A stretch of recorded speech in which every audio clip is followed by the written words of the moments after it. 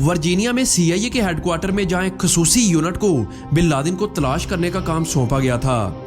इस वक्त तकरीबन सारी अमेरिकन एजेंसीज ठंडी पड़ चुकी थी क्योंकि उसामा बिन लादेन का कोई भी नामो निशान तक नहीं था। लेकिन इससे तकरीबन 3 साल पहले ये उसामा बिन लादेन को पकड़ने के काफ़ी करीब थे। 2001 के अफगानिस्तान पर अमेरिकी हमले के इख्तिताम तक अलकायदा के कुछ लोगों को मुल्क के मशरकी हिस्से में धकेल दिया गया।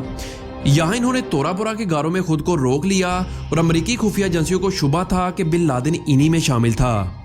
अमेरिका ने अलकायदा के साथ काफ़ी देर तक जंग जारी रखी और भारी फ़िज़ाई हमले किए, लेकिन जब तक ये जंग ख़त्म होती बिन लादेन वहाँ से फ़रार हो चुका था। लड़ाई खत्म होने के बाद 20 के करीब अफराद को गिरफ्तार कर लिया गया, लेकिन यहाँ गिरफ्तार होने वाले लोगों में से एक आखिरकार इन्वेस्टिगेटर्स के लिए कड़ी बन सकती थी जो इन्हें उसामा बिन लादेन तक ले जाती।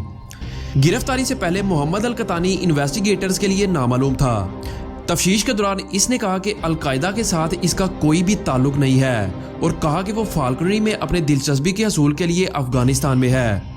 लेकिन इन्वेस्टिगेटर्स ने जब इसकी उंगलियों के फिंगरप्रिंट्स लिए तो इन्हें अपने सिस्टम में एक मैच मिला।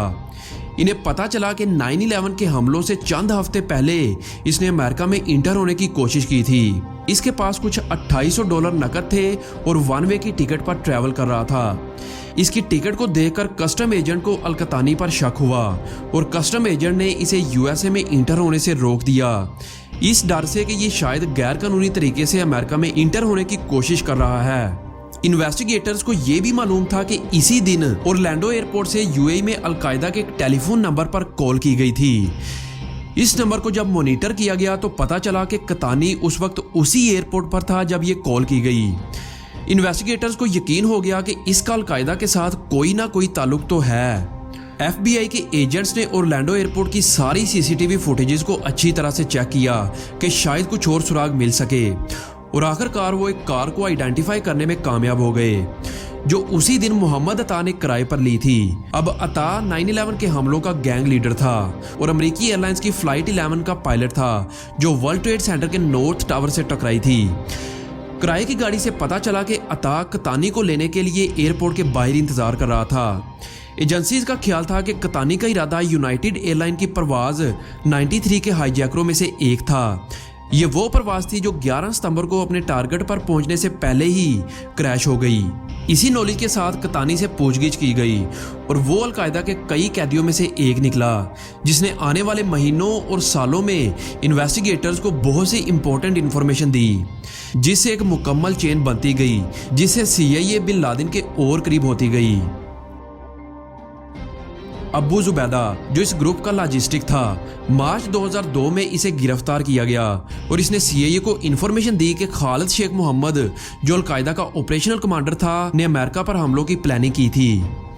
1 साल के बाद खालिद शेख मोहम्मद को भी गिरफ्तार कर लिया गया और कतानी ने इंकशाफ किया कि जुलाई 2001 में 9/11 के हमलों की तैयारियों में खालिद शेख मोहम्मद ने इसका तारुफ एक ऐसे शख्स से करवाया था जो पहले सीआईए के लिए नामालूम था, अबू अहमद अल कुवैती, जिसने कतानी को ऑपरेशनल सिक्योरिटी की ट्रेनिंग दी थी।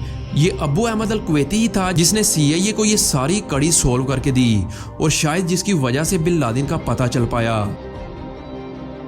खैर, इन सब ने इन्वेस्टिगेटर्स को अलकायदा के स्ट्रक्चर को अच्छी तरह से समझने में मदद की कि कौन बिन लादेन के लिए क्या करता था, लेकिन बिन लादेन के ठिकाने के बारे में अभी तक कुछ पता नहीं था। सीआईए ये समझने के लिए पूरी कोशिश कर रही थी कि कौन सा ऐसा शख्स है जो बिन लादेन के साथ करीबी राब्ते में है। सीआईए को मालूम था कि बिन लादेन किसी तरह तो अलकायदा के बाकी मेंबर्स के साथ राब्ता करता है और अगले कुछ सालों में नई ऑडियो टेप्स सामने आई। अब ये ऑडियो टेप्स कोई तो एक जगह से दूसरी जगह लेकर जाता होगा, लिहाजा सीआईए की हुकूमत अमली में अब कोरियर नेटवर्क लोगों को तलाश करना था जो इंपॉर्टेंट इंफॉर्मेशन इधर से उधर पहुंचाते थे। जनवरी 2004 के मिड में हसन गुल नामी एक शख्स को गिरफ्तार किया गया। सीआईए को इसके पास एक खत मिला जिसमें बिन लादेन को मुखातब किया गया था। हसन गुल ने दावा किया कि ये अबू अहमद अल कुवैती है जो बिन लादेन के जाती कोरियर के तौर पर काम करता है। अब सीआईए को प्रॉब्लम ये थी कि अबू अहमद अल कुवैती के नाम के अलावा इसके बारे में ज़्यादा कुछ मालूम नहीं था और यहाँ तक कि ये नाम भी इसका असल नाम नहीं था। 2007 में सीआईए को वो इन्फॉर्मेशन मिली जिसकी वो कई सालों से तलाश कर रहे थे, कुवैती की हकीकी शनाख्त। इन्फॉर्मेशन से पता चला कि अबू अहमद अल कुवैती का असल नाम इब्राहिम सईद अहमद है, जिसकी फैमिली कुवैत में रहती है। इसका असल नाम मालूम करने के लिए CIA को 2 साल का वक्त लगा था, लेकिन इसे तलाश करने में 1 साल और लगना था। आखिरकार जून 2010 में national security agencies NSA Abu Ahmad al Kuwaiti का फोन टैप करने में कामयाब हो गए। इसकी बहुत सी कॉल रिकॉर्डिंग्स को सुना गया। इसने खलीज फारसी में अपने एक दोस्त के साथ बातचीत में अपने ठिकाने के सवाल को टाल दिया और इसे सीक्रेटली जवाब दिया कि वो उन लोगों के साथ रहता है जिनके साथ वो पहले था। इन्वेस्टिगेटर्स को इससे ये मालूम हुआ कि कुवैती बहुत शातिर है और ट्रैक किए जाने से बचने के लिए ये कुछ भी कर सकता है। इसका सेलफोन भी ज़्यादातर बंद रहता था। जैसे जैसे ये यकीन होता गया कि ये कुवैती है, इसको ढूंढने की कोशिशें शुरू हो गई। फाइनली अगस्त 2010 में एक एजेंट पेशावर में कुवैती की शिनाख्त करने में कामयाब हो गया। जब कुवैती अपनी गाड़ी में घर की तरफ जाने लगा तो एजेंट ने इसका पीछा किया। घर पहुंचते ही एक बड़े घर ने इन्वेस्टिगेटर्स को हैरान कर दिया। अब जबकि कुवैती की शिनाख्त हो चुकी थी तो एजेंट्स इसका उस वक्त तक पीछा नहीं छोड़ने वाले थे जब तक कि वो बिन लादेन के ठिकाने पर नहीं जाता। लेकिन एजेंट्स जब इस बड़े कंपाउंड को मॉनिटर करने लगे जहां कुवैती रहता था तो इन्वेस्टिगेटर्स ने सोचा कि बिन लादेन भी इसी कंपाउंड में हो सकता है। लेकिन इसका CIA को पूरी तरह से पता नहीं था कि बिन लादेन वही है।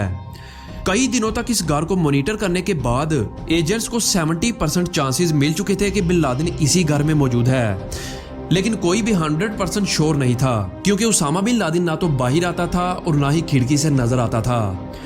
अब USA ने डिसाइड किया कि वो इस घर पर अब रेड करेंगे। अब ये काम इंटेलिजेंस एजेंट्स के पास नहीं था बल्कि एक स्पेशल यूनिट की एक टीम के पास था।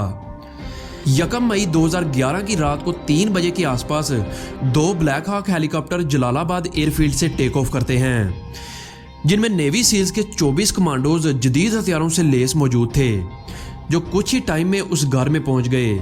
नेवी सील्स ने फौरन कंपाउंड के अंदर जाने का रास्ता बनाया जहां उसामा बिन लादेन के कुछ सिक्योरिटी एहलकारों को हलाक किया, जिनमें बिन लादेन के रिश्तेदार भी शामिल थे। और फाइनली सील्स की ये टीम उसामा बिन लादेन को हलाक करने में कामयाब हो गई और इस तरह ऑपरेशन नेपट्यून स्पेयर कामयाब रहा। तो दोस्तों बस उम्मीद है आपको वीडियो पसंद आई होगी। अपना बहुत सारा ख्याल रखिएगा। अल्लाह हाफिज।